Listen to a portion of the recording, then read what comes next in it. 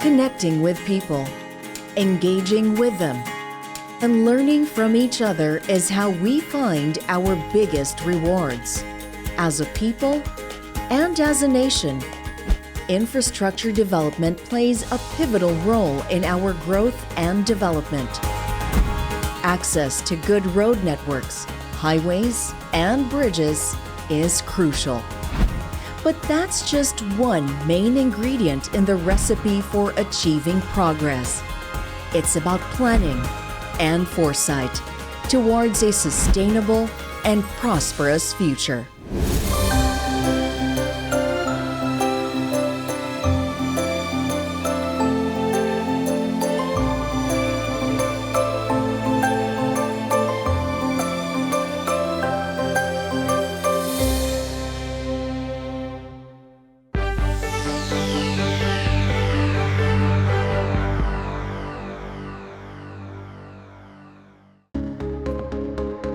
We're back in Mindoro to create more memories. This time, we're heading to the western part, Occidental Mindoro.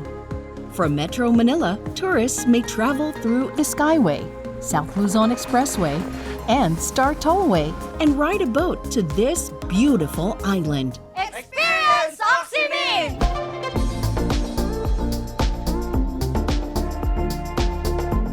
Ang Occidental Mindoro po mag-e-enjoy kayo kapag napuntahan niyo yung nature, napuntahan natin ang cultural tourism, napuntahan natin ang mga sun and beaches namin. Unique po ang aming lalawigan pagdating sa iba't ibang mga attractions. We have waterfalls, we have lagoons, meron din po tayong mga sun and beaches, meron po tayong diving destination. Aside from the different attractions, yung hospitality na meron po ang katulad po namin mga taga Mindoro. Ang naiiba po sa amin dito is yung cultural tourism na tayo po bilang isang Mindoreño, kasama po natin na namumuhay ng iisang tradisyon at iisang kultura ang ating mga katutubong Mangyan. Let's test your adventurous side at this zipline camp.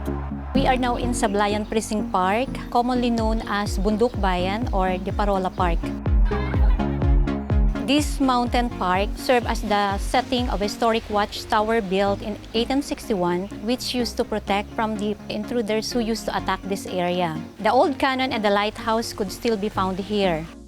In this park could be found the 3-in-1 Sablayan Adventure Facility. This was built in 2015 to encourage more tourist arrivals. The zipline in Sablayan Precinct Park is the longest island-to-island zipline in Asia. This is a 1.7-kilometer island-to-island zipline, and this is the first motorized pulley in Asia. This connects the Parola Park to the other island.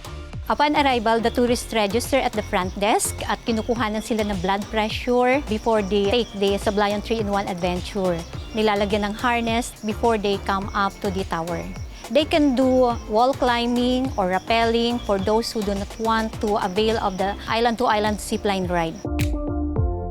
Sablayan zipline is a thrilling adventure. An amazing feeling that you are free is the usual expression that we get from our tourists. Pandan Island Pequeño is a marine protected area. They could see the starfish and the fish, the corals, going to the other island. We promote ecological tourism for those tourists who wanted to commune with nature and escape from the busy life in the city and appreciate the beauty of Sablayan and the whole province of Occidental Mindoro. Guests coming to Sablayan are nature lovers and adventurous type of tourists. Majority of our tourists are local from the nearby provinces, from Occidental Mindoro. Guests coming from Manila and also the foreign tourists. Road connections and accessibility is one of the major needs of the tourism industry. The Star Tollway, Skyway, and SLEX help a lot for the tourists coming to our province, in particular Sablayan. It reduces the number of hours for them to travel. We invite our tourists coming from Manila and all over the country to try and visit Sablayan. Not only this 3-in-1 amazing activity, try to see the Tamaraw and explore the underwater paradise, which is Aporik Natural Park, and also experience the warm hospitality of the Sablayanos.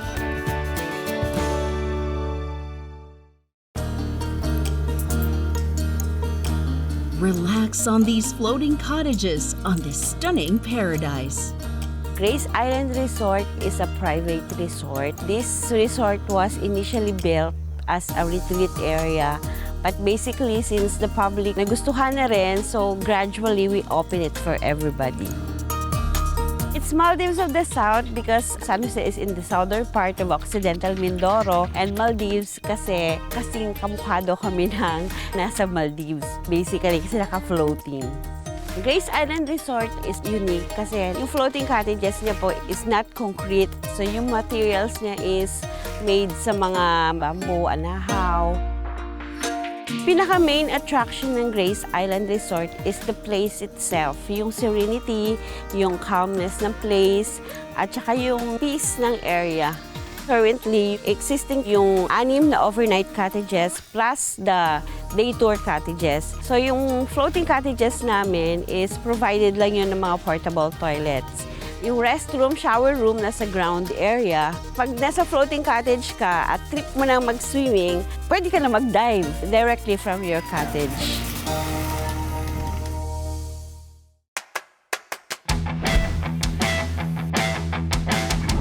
Other activities that they can enjoy in Grace Island is jet skiing, snorkeling, swimming, and at night, we have our videoke, and then we also have fire dancing to entertain our guests. Usually, aside from the locals na taga San Jose, we are also visited by nearby municipalities of Occidental and Oriental Mindoro, saka yung mga nasa Metro Manila. At kapag nandito na sila, natutuwa naman sila to see yung the floating cottages. Hindi yun pangkaraniwan sa isang tourist na galing sa mga urban areas. So, importante po yung mga road network and expressways because it connects people. At yung accessibility ay mas madali, mas mapapabilis ang pagpunta nila pagbisita sa mga gantong tourist destinations like Grace Island Resort. Grace Island is a must-to-see place kasi hindi pa exploited yung area. So, kapag pumunta ka dito, yung relaxing vibe mo ay mare-replenish. Kung ang tao ay naghahanap ng place to relax, Grace Island is the best for them. So if you want to enjoy and relax and to have a summer getaways, I think Occidental Mindoro is one of the destinations na pwede po nating puntahan. Come and join us. Tara, punta na kayo!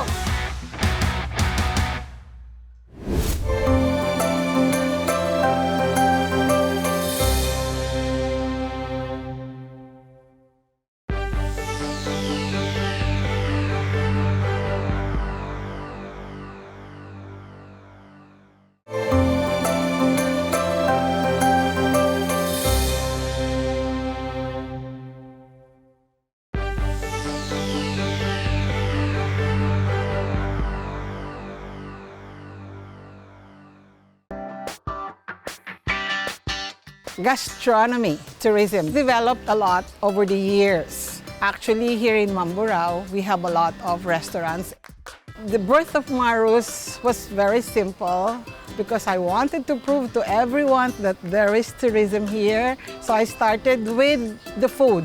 The food we offer here is more of fusion. The traditional done a different way. At yun yung ginusto ng tao. Kailangan laging may kakaiba sa panglasa, and that's what we did. Occidental Mindoro has concocted a dish combining the savory taste of sisig and the flavorful pancit. Let's try their sisig pancit. The Filipinos are into pancit, and I thought of sisig. Sabi ko, parang masarap itopping ito sa pancit. When I did that, crave ng tao, nagustuhan ng tao because we do it spicy, mild, or not. The reason why it became unique is because we've had a lot of pansitan here in Mamburao, but I've never heard of this kind of combination. And now you are going to learn how to cook it. Magigisa muna tayo. Remember the golden rule, only golden ang ating bawang. And then comes your onions. We have different pancit naman all throughout the country eh. Pero it depends on the passion of the person cooking it. So now we have the Worcestershire sauce. This is also a different way kung bakit medyo mas savory yung lasa ng canton namin. Pag nag-boil na siya, you can already put your canton. So the yield or the serving of this pancit sisig that I am doing is good for 2 to 3 persons. So like pasta, you would want your canton to be al dente, not too soft and not too hard. So you will enjoy a crispy texture of the sisig as well as the savory flavor of the pancit. Kapag konti na lang yung sauce ng inyong pancit, pwede na natin siyang hanguin. So now that everything's done, here is our finished savory pancit canton. Next is our sisig na. We put in our chopped pork. So next comes in our bell pepper. Not only people come here just to explore the beautiful sceneries, but also the food experience. And last but not the least is our onions. When you are done with your sisig, patayin mo muna yung heat, let it cool down for a little bit, and then you put in your mayonnaise. So after 20 to 25 minutes preparation, you now have Mindoro's original pancit sisig. Wow! Kakaiba nga pala ang pancit sisig dito sa Mindoro's Foodlands. May originality siya. Seafood lovers can also enjoy some grilled tuna and tangigi. Since we have many supply of tuna, we ventured into the grilling of tuna. Aside from the grilled tuna, we also have the grilled tanige, which is highly requested here in Mindoro's. Most of the people are also health conscious. As much as possible, we deviate from having fried food. Ini-enhance ng grilling process yung flavor ng tuna mismo. We start first with the seasoning and then we shower it generously with olive oil. So it's really healthy. You will put it onto your hot grill for 1 to 2 minutes. Grill it on the pan and then another 2 minutes on the other side. Actually, the process of the grilled tuna and the grilled tanige are the same. Just have to make sure that the juiciness of the fish really comes out. That's how it is being enjoyed by our guests. Once you take a bite into it, you will enjoy the freshness together with the smoky flavor of the grilling process. For our customers, normally it's during lunchtime and dinner. But since any foodie would like the grilled fish, they have it any time of the day as long as it's available already. Sarap. Fresh na fresh ng tuna. Yung sarap na babalikan mo talaga dito sa Mindoro. It's one of the best tunas that they have tasted here in the Philippines.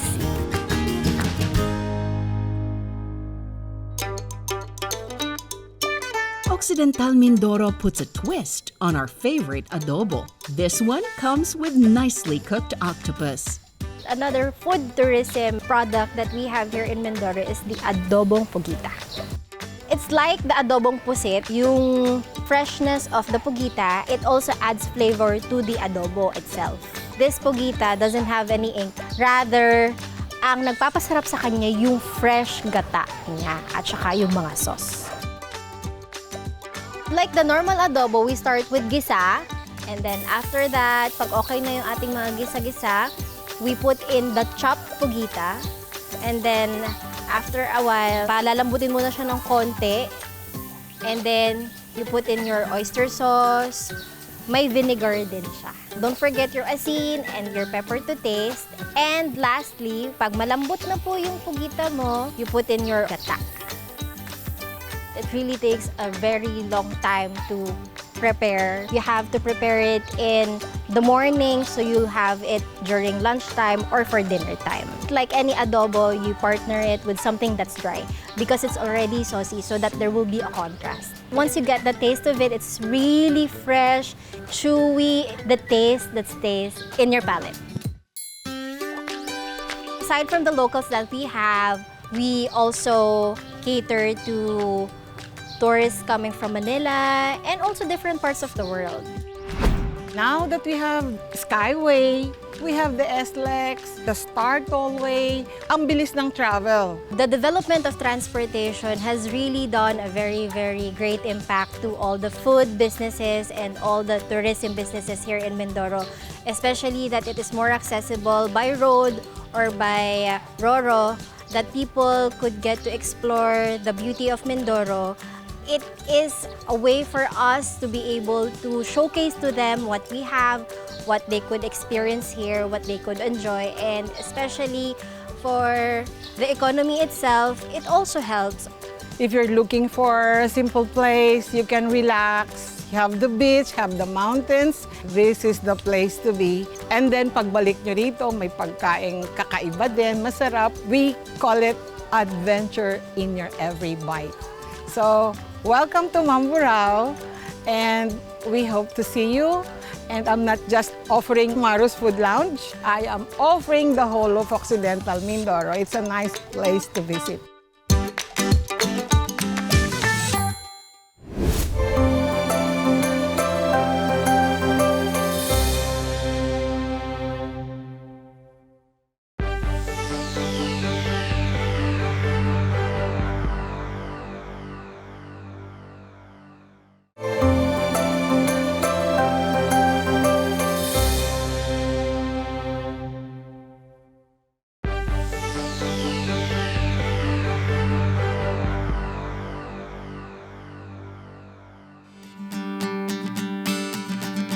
The Mangyans are indigenous people of Mindoro, known for their ramit weaving industry. Mayad paggasog sa barangay Naibuan sa tribong Hanno. Ang first weaving industry po ngayon ay matatagpuan po dito sa barangay Naibuan. Nakapagpatayo po sila ng samahan na kung tawagin ay Sanagkana. Samahan na nagkakaisang kababaihan sa barangay Naibuan. Ngayon, dahil sa mga weaving at sa paghahabi, meron silang nasusuot na damit. Sa ngayon, mga nasa more than 10-13% po ang gumagawa. By schedule po ang ginagawa nila dahil ang handlong po ay limitado lang. Ang ramit po ay hanunoon na nagmula sa salitang burak na kung tawagin ay bulak. Sa handlong po, mapapabilis at paggawa ng isang ramit na kahit tumapos ng 3 ramit sa ilang linggo lamang. Samantalang po ang backstrap po o tawaging mano-mano o traditional na hanunoo ay tumatagal ng 1 linggo bago matapos po ito. Pinagkaibahan lang po nila, ang gawang handlong po ay manipis at iba po ang mga disenyo na pwedeng magawa. Samantalang sa mano-mano po ay limitado lamang po. Magsisimula po tayo sa paggawa ng ramit ay yung paghahanay po ang unang gagawin. Sa sinulid po, binibili po sa amin sa handloom kasi hindi po siya pwede yung burak na gamitin. Kasi malambot siya, pang mano-mano lang po talaga siya. Sunod po, ilalagay na po siya sa handloom. Pagdating po sa handloom, ilaladlad siya ng maayos para mas maganda po siya yari. At i-draw pattern na po siya. Pagdating po sa draw pattern, pupunta po tayo sa sudo. Yung pinaka-tawag po sa kanya sa pagsiksik ng ramit. Pag naikabit na po sa sudo, pwede na po siyang ihabit. Pag hindi mo mahal kasi yung trabaho mo, hindi siya gaganda. Mas matibay po kasi pag mahal mo, ituring mo na parang sayo. Ang turo ng lula at nanay ko yung sa bulak. Sa paggawa ng bulak, hanay po ito yung tawag sa mga katutubo. Tapos ginapaikot namin para magkaroon kami ng sinulid, may hahabiin kami. Pag nahanay po, bago ikabit namin sa kahoy, bago ginahabi. Yung tawag namin sa habi ay habol. Hirap din sa paghabi kasi ginatali po sa likod. Sa paghanay po, 2 araw. Yung sa paghabi, 3. Kadalasan ginagawa po talaga nila ay bags. Tapos yung mga palda na makikita niyo po sa ating mga Hanuno tribe, 100% purong-puro gawang Mindoro. Ang special sa ginagawa po nila dito sa barangay Naibuan ay yung mga kultura ng mga hanunuo at saka yung mga disenyong hanunuo na kung saan dito lang matatagpuan sa barangay na Ibuan. Tapos sa mga gawa po nila dito ay yung medyo malalaki po, mahaba po talaga at medyo malalapad. May namimili po talaga na galing sa Maynila para gamitin sa product nila. May nakakarating din sa ibang bansa. Mas nakakagaan po ngayon ng biyahe dahil sa Star Tollway, Skyway at saka SLEX na kung saan mas mabilis at komportable ang papunta at paalis dito sa Occidental Mindoro. Kayo na rin po makakapagsabi kapag kayo napunta po dito at malalaman nyo kung gaano kaganda, katibay ang gawa ng isang hanunoong na tribo dito sa barangay na Ibuan. Saan ka pa? Halika na dito sa Occidental Mindoro. With its delicacies, adventure, and culture, Occidental Mindoro has the best ingredients for a satisfying getaway.